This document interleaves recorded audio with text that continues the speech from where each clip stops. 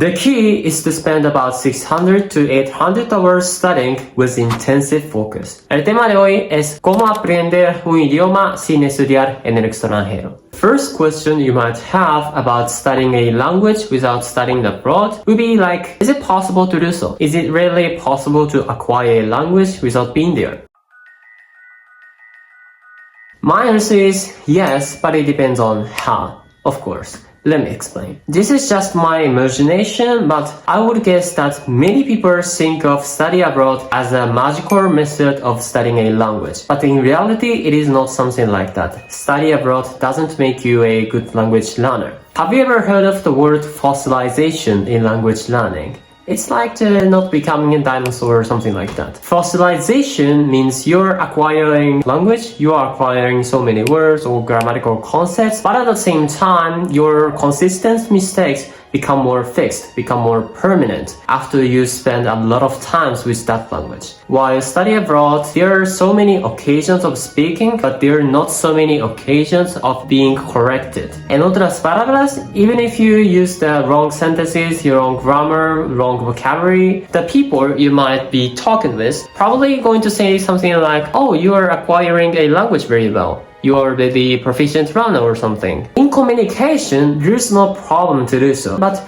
in terms of language acquisition, fossilization is not a good thing because it stops your language acquisition even further. So, first of all, you need to break the myth of the language acquisition while you study abroad.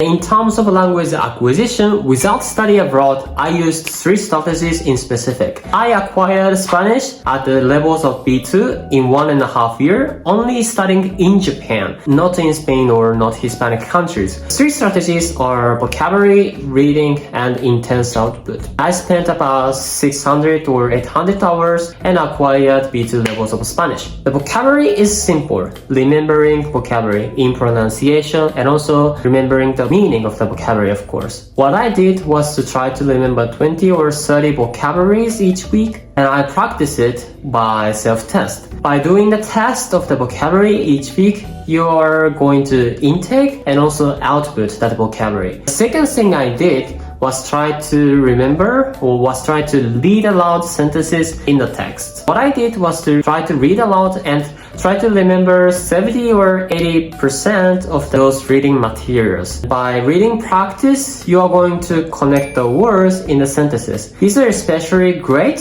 if you want to acquire difficult grammatical concepts such as time, such as conjugation or something like that. And the last thing I did was speaking practice in front of the people or between the people. I have to admit that part of the reason that I could acquire Spanish was because of my major, which was Spanish and linguistics, but also at the same time, I also tried to speak outside those courses. For instance, I tried to participate in the language exchange programs, which are done online, so this was convenient. By doing so, I could not only acquire that language, but also at the same time, I could also grasp the concept, grasp the culture, grasp the thoughts of Spanish-speaking people, or more precisely, Spanish languages. This is very important because as nature, language is a communication tool or it's a way to convey information. In order to understand the messages, you need to also understand, or at least try to understand the cultures, the context, and also the behind thoughts about it. Gracias por escuchar y chao, adiós.